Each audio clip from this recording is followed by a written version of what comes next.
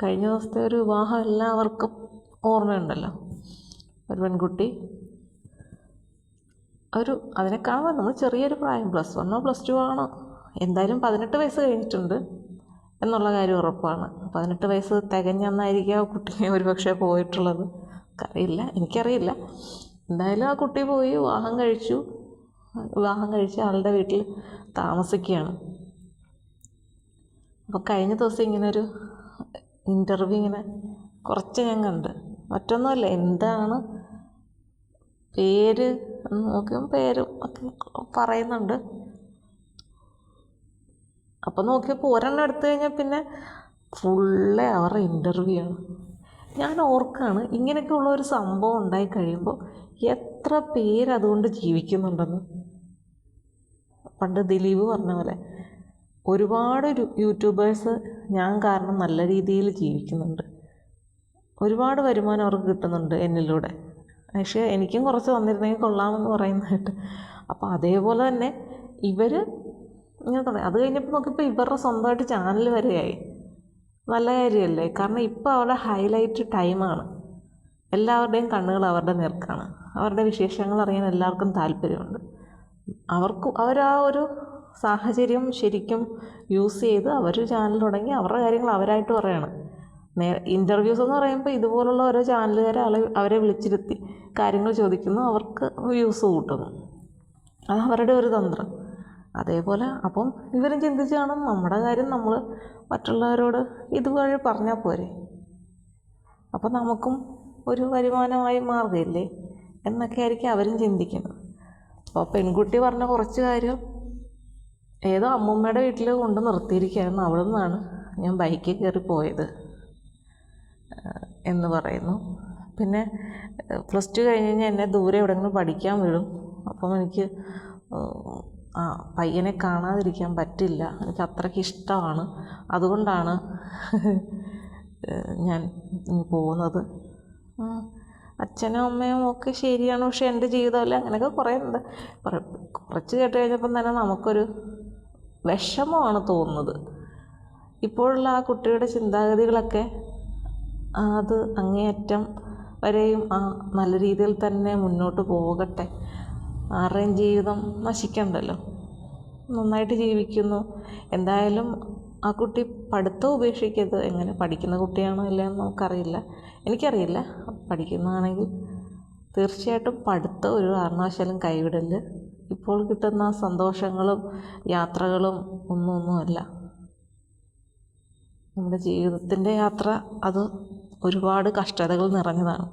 അപ്പോൾ അതൊക്കെ തരണം ചെയ്യണമെങ്കിൽ നല്ല അനുഭവ സമ്പത്ത് വേണം, എന്നാലേ പലതും തരണം ചെയ്യാൻ നമുക്ക് കഴിയുകയുള്ളൂ. ഇപ്പോൾ നിങ്ങളുടെ ചെറിയ പ്രായമാണ്, സിനിമയാണ് ജീവിതം, സിനിമയിൽ കാണുന്നത് പോലെയാണ് ജീവിതം എന്നൊക്കെ കരുതിയിരിക്കുന്നവരായിരിക്കും. പക്ഷേ അതൊക്കെ മാറാൻ, ആ ഒരു ചിന്താഗതിയൊക്കെ മാറാനൊക്കെ അധികം നാൾ വേണ്ട. പിന്നെ കിട്ടിയ ആ പയ്യൻ അവൻ നല്ലവനാണെങ്കിൽ കുഴപ്പമില്ല. പിന്നെ ആ വീട്ടിലെ സാഹചര്യങ്ങളും അവൻ്റെ വരുമാനവും അവൻ്റെ ജോലിയും ഒക്കെ പെൺകുട്ടിക്ക് അഡ്ജസ്റ്റ് ചെയ്ത് പോകാൻ പറ്റുമെന്നുണ്ടെങ്കിൽ ഓക്കെ.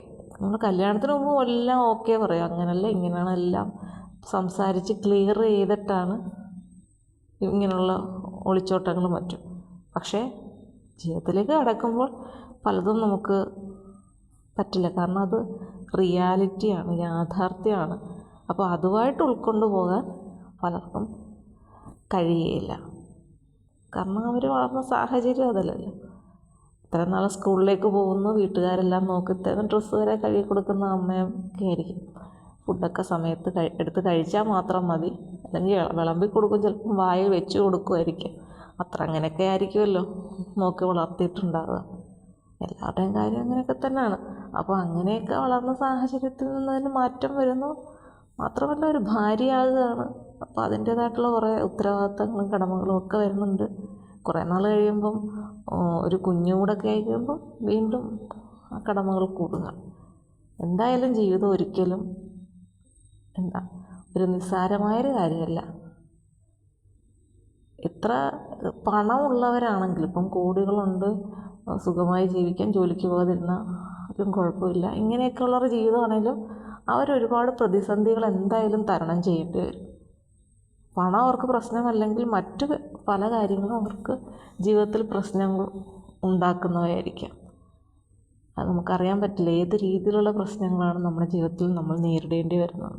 ഏതായാലും ആ കുട്ടിക്കും ആ പയ്യനും നല്ല രീതിയിൽ മുന്നോട്ട് പോകാൻ പറ്റട്ടെ അല്ലേ.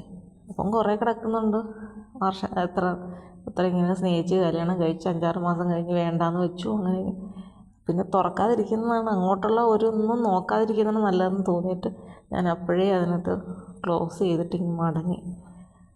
സങ്കടവും വരുന്നുണ്ട് അതൊക്കെ കണ്ടിട്ട്, കാരണം കൊച്ചു പിള്ളേരല്ലേ. എന്താ അവരുടെ ജീവിതത്തെക്കുറിച്ച് അവരാണല്ലോ തീരുമാനം എടുക്കേണ്ടതും അവരാണല്ലോ ജീവിക്കേണ്ടതും. പക്ഷേ അച്ഛൻ അമ്മ അവരുടെ ആ ഒരു വേദന, അവരിപ്പം അവരുടെ ഏറ്റവും വലിയ വേദന ഇപ്പോഴായിരിക്കും. പോയിക്കഴിഞ്ഞതും മാത്രമല്ല, ഇങ്ങനെ ഒരു ചാനലിലൂടെ ഇവരെ ബന്ധുക്കളും ആളുകളും എല്ലാം ഇതിൻ്റെ എല്ലാ കാര്യങ്ങളും ചാനലിൽ കൂടെ കാണുകയാണ് അല്ലേ. വലിയൊരു പരസ്യം കൊടുക്കുന്നത് പോലെയുള്ള കാര്യമാണിപ്പം നടക്കുന്നത്. അപ്പോൾ അത്രയധികം അവരെ എൻജോയ് ചെയ്യുന്നു. പക്ഷേ വീട്ടിലുള്ളവരോ, എന്തായാലും ആ കുട്ടിക്കൊരു ചേട്ടനോ അനിയനോ അനിയത്തിയോ ആരെങ്കിലുമൊക്കെ കാണും. അവർക്കൊക്കെ ആളുകളുടെ മുന്നിലോട്ട് ഇറങ്ങുമ്പോൾ അവരുടെ നേർക്ക് വരുന്ന ചോദ്യങ്ങളും ഒക്കെ എല്ലാം ഒരു പ്രശ്നം തന്നെയാണ്. ഒരുപക്ഷെ ചേച്ചി അങ്ങനെ ചെയ്തുകൊണ്ട്, അനിയത്തിയാണെങ്കിൽ ചേച്ചി അങ്ങനെ ചെയ്തുകൊണ്ട് അനിയത്തിയെ അച്ഛനും അമ്മയും ഏത് രീതിയിലായിരിക്കും പിന്നീട് നോക്കി വളർത്തുന്നത് അല്ലേ. അങ്ങനെയൊക്കെ ഉള്ള ഒരാളൊരു തെറ്റ് ചെയ്താൽ അത് അയാളെ മാത്രമല്ല പലപ്പോഴും ബാധിക്കുക, ചുറ്റുമുള്ള മറ്റു വ്യക്തികളെയും കൂടി അത് ബാധിക്കാനുള്ള ചാൻസ് ഉണ്ട്. അപ്പോൾ എന്തായാലും എല്ലാം നല്ലതിനായിരിക്കട്ടെ എന്ന് വിശ്വസിക്കുക.